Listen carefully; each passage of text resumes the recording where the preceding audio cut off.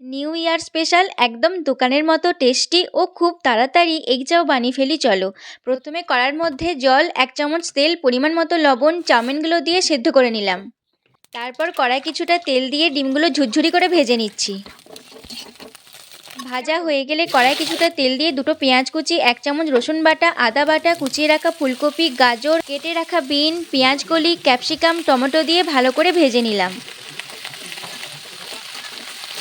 ভাজা হয়ে গেলে পরিমাণ মতো লবণ, 1 চামচ হলুদ দিয়ে আবারও ভালো করে ভেজে নিচ্ছি। এরপর ভেজে রাখা ডিম, সেদ্ধ করে রাখা চাউমিন দিয়ে ভালো করে মিশিয়ে নিলাম। এবার 1 চামচ সয়া সস, 1 চামচ টমেটোমের সস, বাড়িতে তৈরি করা চাউমিন মশলা ও ধনেপাতা কুচি ছড়িয়ে দিয়ে আবারও ভালো করে মিশিয়ে নিলাম। তৈরি হয়ে গেল একদম দোকানের মতো টেস্টি এগ চাউমিন। সত্যি বলছি, একদম রেস্টুরেন্টের মতনই খেতে হয়েছিল।